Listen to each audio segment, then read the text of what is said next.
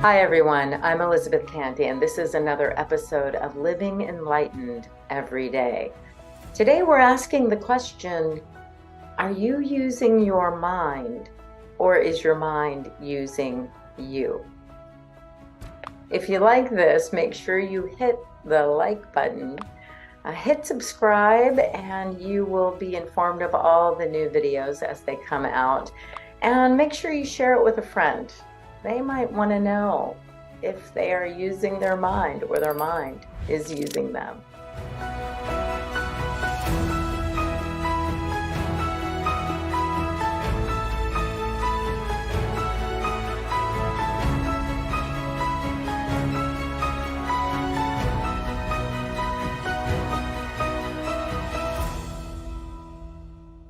In a world of divisiveness, chaos, distractions, all out there, and in a society where we take on the chaos, the distractions, and the divisiveness, and we hold on to it. We make it ours. It's my chaos, my distractions, my problems. And we find that we have these ideas. I don't have the time, the energy, the money, the resources. We're adding this heaviness, this weight to the lightness of our being, our natural state. We often find that our mind is using us, and we feel like we've lost all control. How do we get it back? Living enlightened is not just a spiritual endeavor, but a practical one. There are profound reasons to live enlightened every day. And you guys know that I just love the word enlightenment because I don't have any hangups around it, right? It means to me that natural state of being, identifying, knowing who we are clearly, recognizing that which is false, that which is temporary, that which is an experience that comes and goes, a thought that comes and goes, is not my essential nature. So as I recognize and rest in my essential nature, what I am after everything that can be taken away is taken away, theoretically. I'm not my body. I'm not my sensations or feelings. I'm not my thoughts. What am I? What is there left? It is the sense and knowing of presence or awareness without something to be aware of. So when I am aware of my back sitting up against the chair, there is the subject, me, and the awareness of something, the sensation or feeling of my back up against the chair. When I am just resting in awareness, there is no object, no other thing that I'm aware of. And it is that state of what I would call peace and bliss. If you take away the word enlightenment, we can say things like living mindfully, living in awareness, living in presence, living in joy, living in peace. All of these make sense, especially in the world that we're in today, right now. Whatever we call it, we recognize that we can live this wonderful life with less anxiety, less stress, less worry or fear. And that means there's more room for joy and peace and relaxation and self care, for wonder and awe and childlike enthusiasm.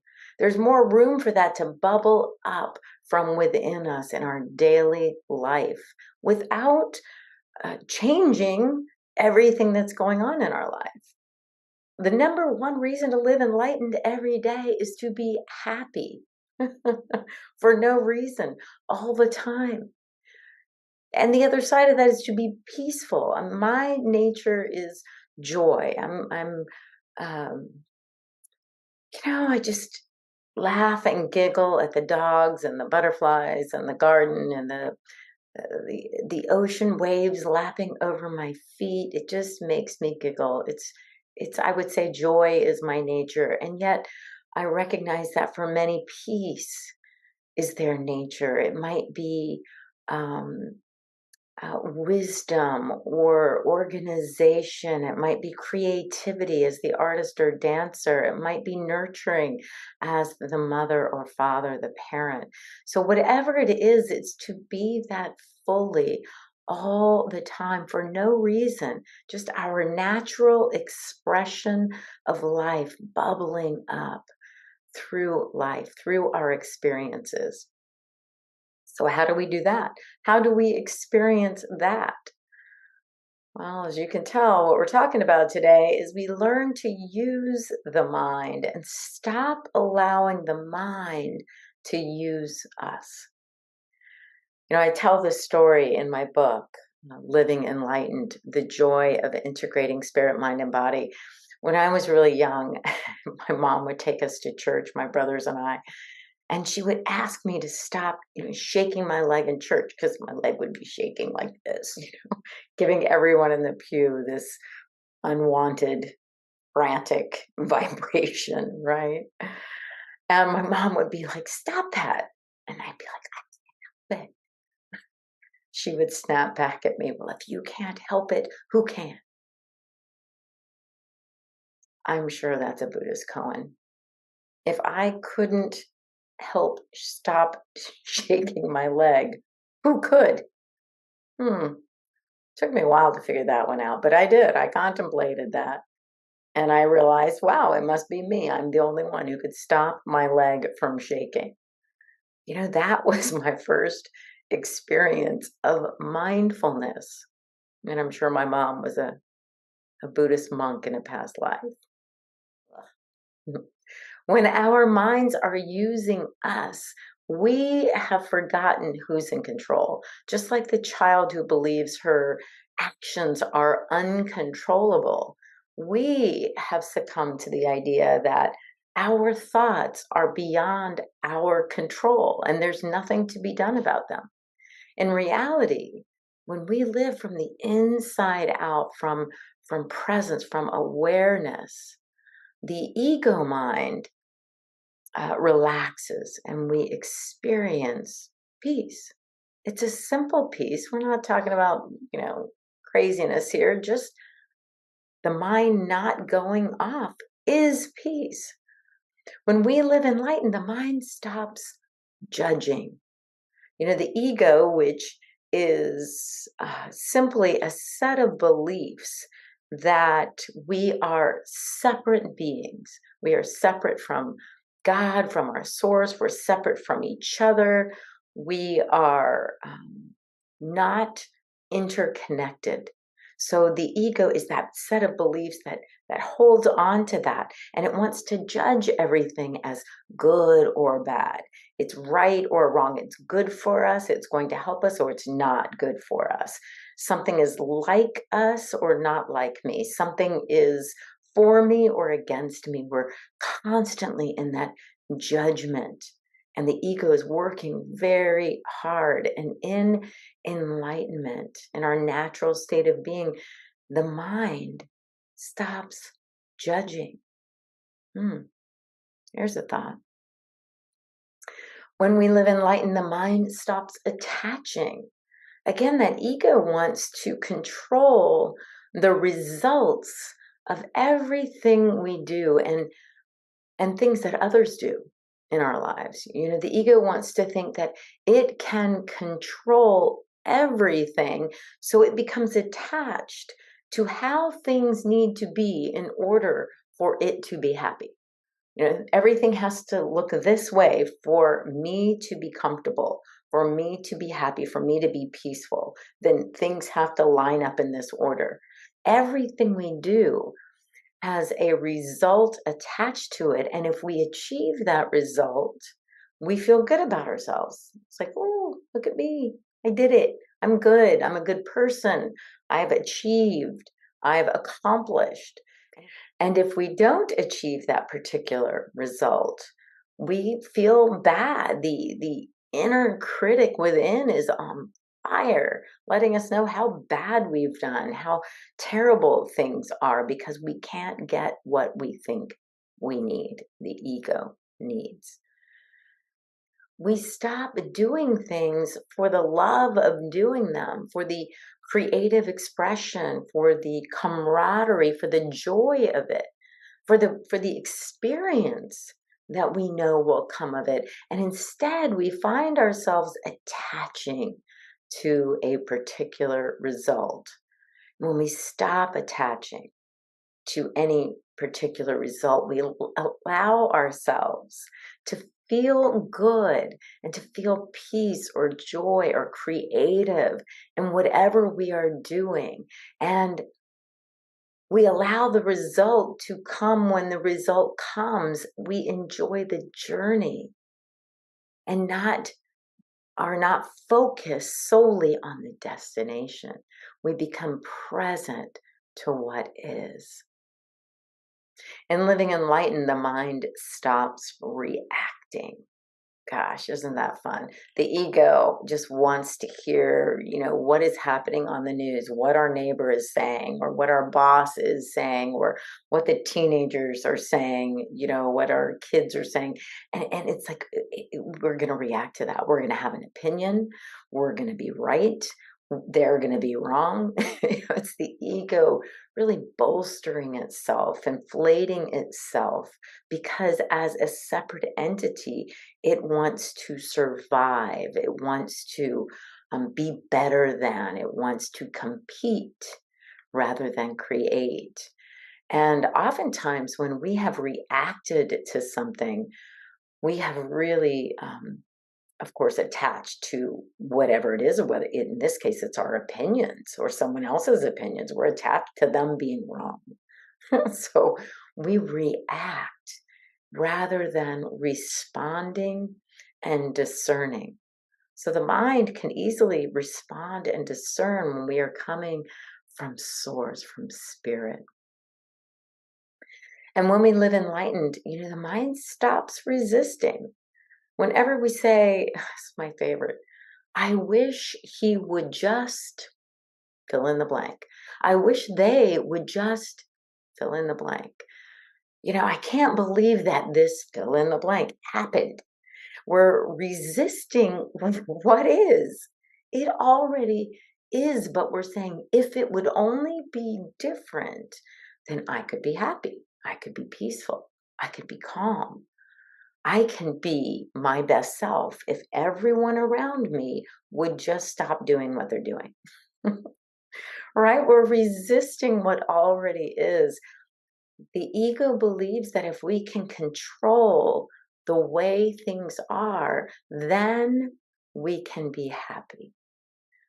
But when we're resisting, we're not present with what is. And there's always a present in the present. There's always a gift for us in what is happening right now. And when we can be with it, we can see and sense how perfect everything is in that moment. And once again, we can be at peace or in joy, in harmony, in flow with what is. We stop trying to change what is from out there, and we create that change in consciousness when we've discerned that there's a change to be made. And I talked about that last week. Go listen to last week. It was creating the changes that we want to see. So, what we can do is create or increase, our practice of self-awareness or mindfulness. That moment as a child when I realized that I actually could stop shaking my leg. Well, who knew? you know it was only when I became aware that I was shaking my leg. And later, of course, I got to learn why I would be expending my energy that way. While I was a kinesthetic kid and I had to sit still in church and listen to things that I could not understand and be very still and respectful. And it was a little difficult for me. But of course, as we get into adulthood, we find ourselves in endless meetings and workshops or webinars or those endless, work phone calls that you think I could be getting a lot more done if I wasn't here. Right? So we stop being present to that meeting. In other words, we can take that practice of becoming aware of our sensations, our feelings, our thoughts that are coming up. And we can discern really without judgment, without the inner critic, without attaching to result. We can discern, is this serving me? Are these thoughts serving my highest good and the highest good of everyone around me? Is this my fullest expression of who I am right now? And that is the beauty of mindfulness and awareness. So what happens through the practice of mindfulness is this dismembering of the ego. And remember, the ego is just a set of beliefs. And a belief is just a thought we think over and over again. So, practicing self awareness and practicing being the observer, we learn to let go of the judgments, attachments, reactions, and resistance. I call that the jar, JARR. Stay out of the jar. It becomes easy as we enter the meditative state, the relaxing our attention on everything out there for a breath, for a moment, and we just notice the thought as it arises, the anger or the heat that comes into our belly or the tension that creeps into our neck. We just start to become aware, oh, I'm sitting here talking to this person who's I've always judged as very negative, as very needy, who's always talking smack about somebody. And I'm feeling this tension and I'm feeling this sense of reaction coming up. Oh, that's interesting. Do I need to entertain those thoughts? Do I have to allow those thoughts to, you know, go from one to the next, spinning around and around? I call chasing it.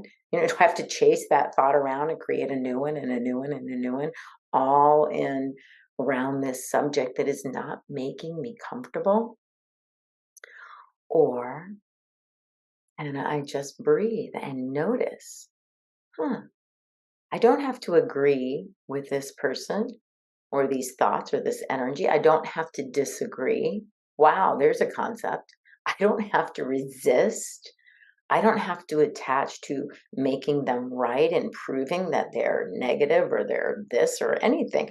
None of those things, they fall away. And what happens when that falls away? when the mind just is resting, it's peaceful. So we're not searching for peace. It's not like, oh, I need peace right now. You know? The natural state of our mind relaxing is peace or joy. We may just be smiling, that Mona Lisa smile. No one knows what the heck is going on within us, but we're just having a moment without all the thoughts, the cacophony, the committee, this one and this one, all the voices in our head, the critic, the cheerleader, everybody going at it, having an opinion about this one instance. It's like there's silence, there's stillness, and we're present. We're present to what is. We have empathy, we have compassion, we have whatever we're called to bring forth into that situation, or nothingness, no response. We don't have to engage. But whatever we're called to do, you can bet in that moment is from that highest space of just communion with what is happening. It just feels like peace and joy or harmony or flow, but it's not extraordinary. It's not unusual. Most of us, I talk about this often, we have this feeling at the end of the day when we have finally let go, when we've checked the doors, the stove's not on, the whatever, the alarm is set to the right time, AM and not PM, and everything's just ready, and we find that right as our head hits the pillow and we take that breath, we know there's nothing to be done. Yes. Peace.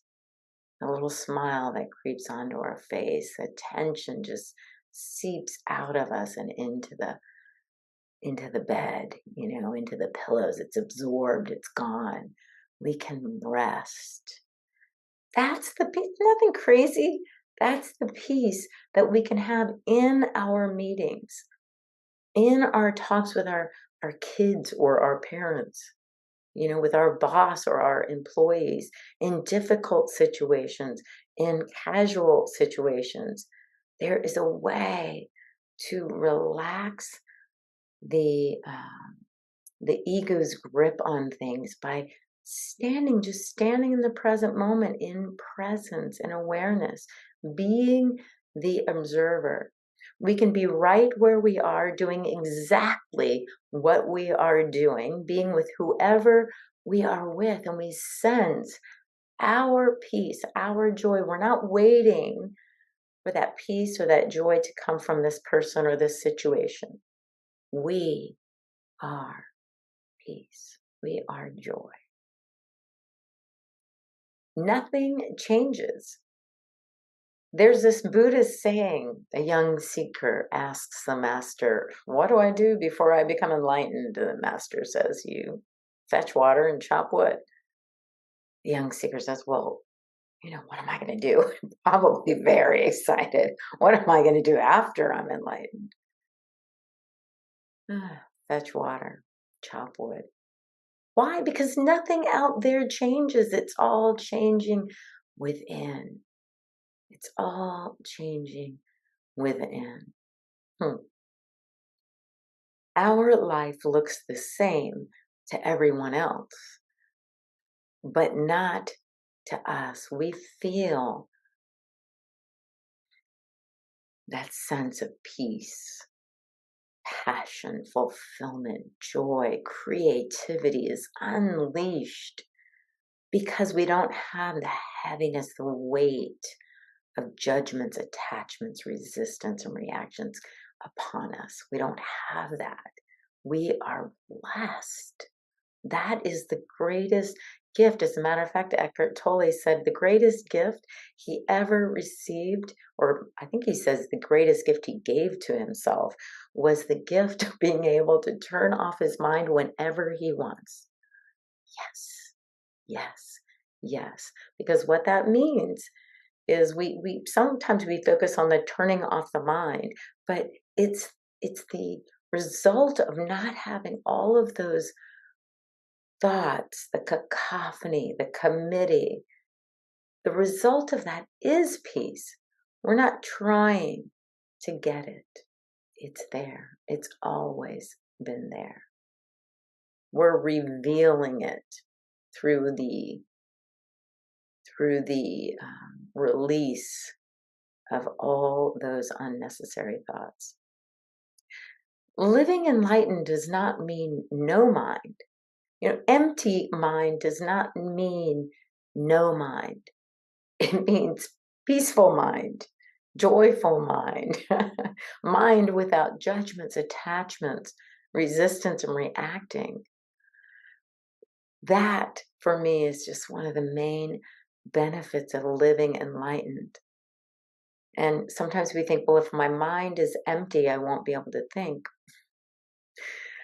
Last time I looked, Eckhart Tolle and Adyashanti and Rupert Spira and Ramana Maharshi, Anthony DeMello, Richard Rohr, people who have really mastered the idea, the self-inquiry and becoming the observer and relaxing into empty mind, very purposeful, right? Their personalities shine through their purpose. They're they're living their purpose fully. They're communicating without judgments, attachments, reactions, and resistance, which is freedom.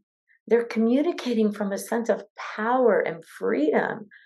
Look what that looks like. We can look to the examples in our world of people who are living that way. They're not simple-minded. They're powerfully sourced. And everything that needs to come through mind comes clearly through the clear channel of mind rather than ego. Remember, ego is just that set of beliefs that is separate.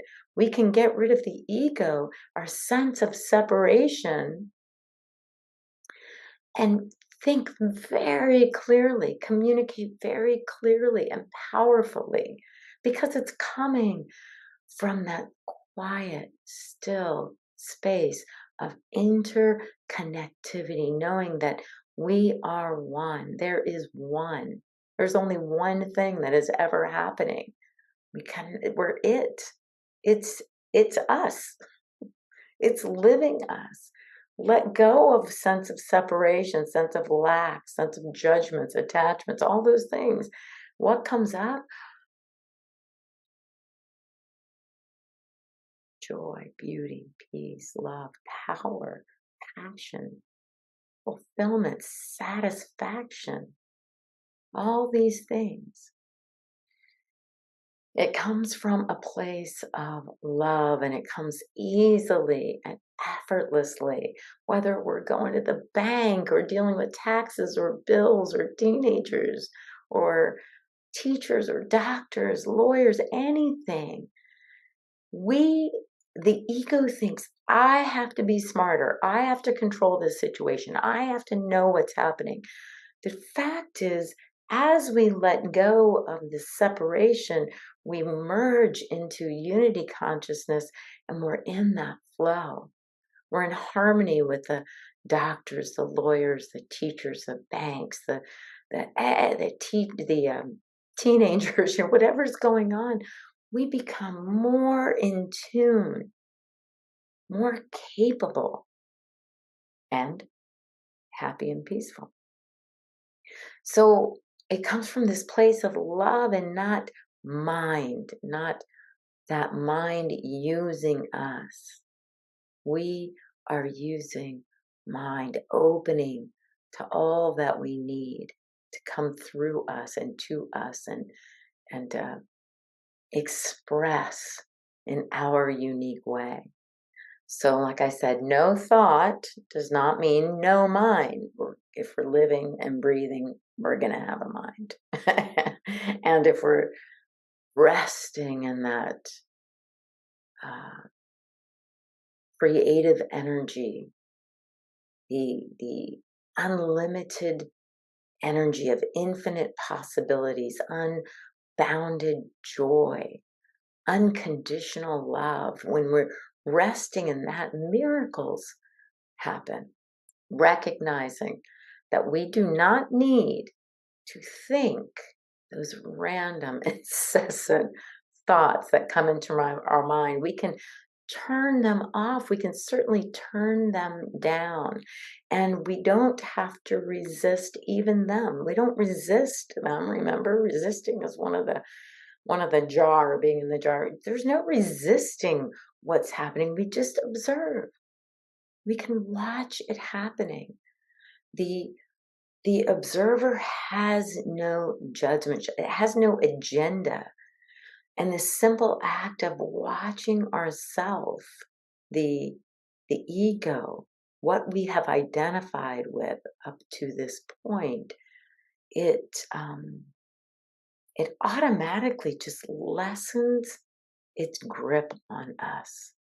We can watch, and the volume just gets turned down. Ah, and there's that piece. It's right there where it's always been. When we see the ocean, the waves, the tide, the sand, the shells, we don't have to comment on it. I know that sounds weird, right? But we don't have to say, "Oh, the ocean's really rough today. Oh, the colors really blue today. There's no shells on the beach today." The commentary that sometimes is so normal, but it's not natural. The natural state is being with what is, with no comments, with no judging, not even the simple judgments of it's rough or it's flat today, or it's blue or it's gray today. We can know what it is without commentary. As soon as we make a comment on it, a thought about it, we're separate from it. I, Elizabeth, am thinking about it, the ocean, the waves, the sand, the shells. I'm thinking about it, and it is rougher than it was yesterday, comparing, judging. It sounds innocuous, like it doesn't sound like that would be important. But what's happening is, if we can relax our thoughts in nature, in simple environments, and we can just be with what is, the sound of the bird singing, without thinking, "Oh, is that a cardinal? Is that the cardinal that sits on my butt?" We go off into spinning and thoughts, but when we're with it, again, there's joy in peace. We're not analyzing, dissecting. We're not creating a sense of separation between it and me. I am experiencing, not quite the right word, but one with the sounds, the sensations, the smells, the feel of the ocean air, the breeze on me. There's oneness, that unity consciousness. And I am resting in it. And there's no greater joy. And when the thoughts come, just creates that. Can you feel that? That slight sense of separation. And it's fine, but as we begin to observe, oh, there's the mind. It just kicked in. It's just used to doing this. We can just allow it to run its course, and be with the next moment, this present moment now. Fully embodying whatever's happening in our senses. That's what I call fully integrating spirit, mind, and body. The mind is present, but not judging, attaching, resisting, reacting. It's present though, in its fullness. It's one in and with. The spirit is all that there is, and the body is present in the experience. Those are those Rocky Mountain highs. Thank you, John Denver. Those moments of just being. integrated spirit, mind, and body. Living enlightened, living mindfully, living in awareness or presence means that we live in an expanded sense of conscious awareness. Those thoughts are not weighing down on our lightness of being. Our limited perceptions lift or fall away. Our perspective is expanded. It's as if we've taken some steps up the mountain, and our view is just bigger. We can see how things are interconnected, how perfect they are. We release the past conditioning, biases, prejudices, limiting thoughts and ideas, because we're resting in oneness and wholeness. We sense that profound connection with all that there is, and it is who we are in those moments.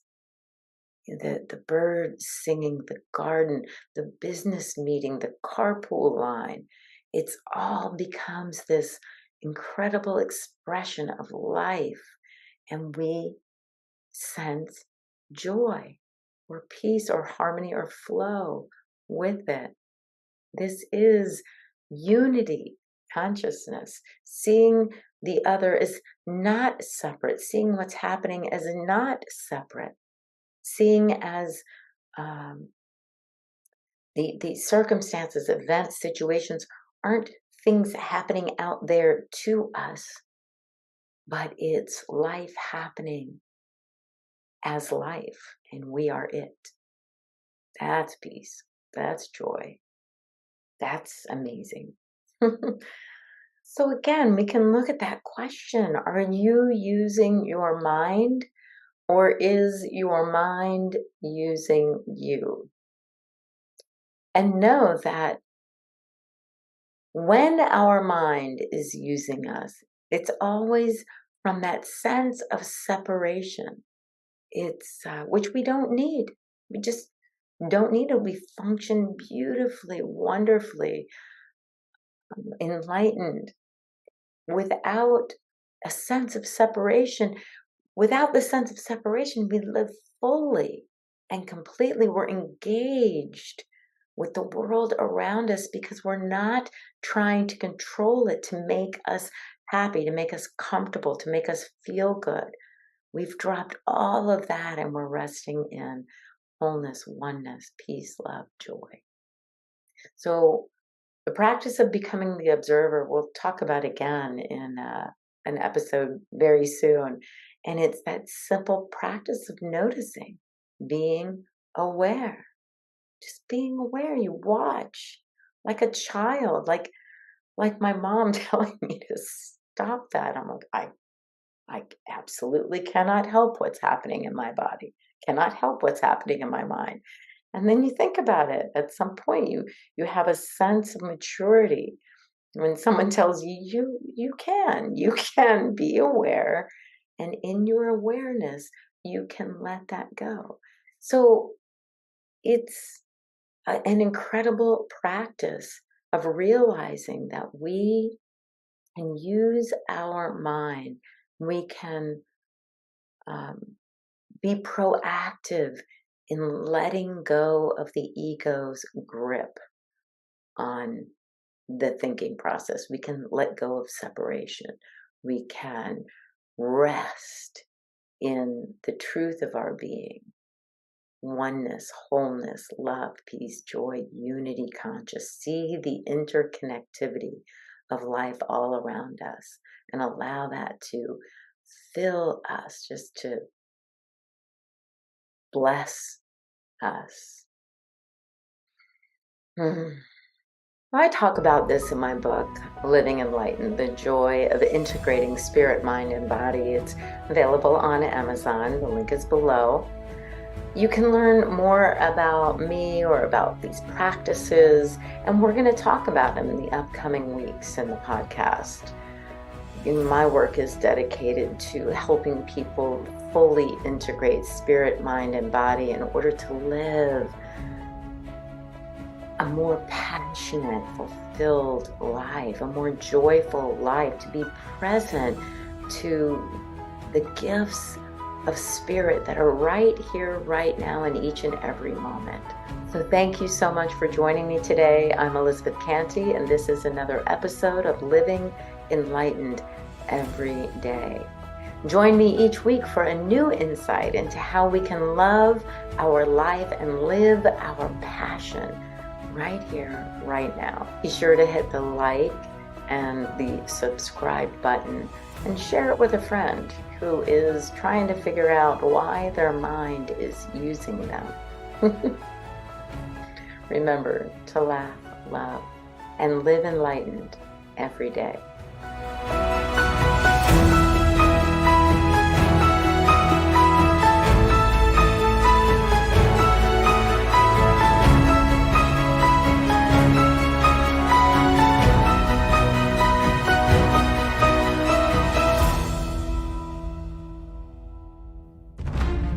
Thanks for watching. Join us again next Tuesday at 7 a.m. Mountain Time for Living Enlightened with Elizabeth Cantey. Integrating your spirit, mind, and body. Learn more at www.ntmedia.org.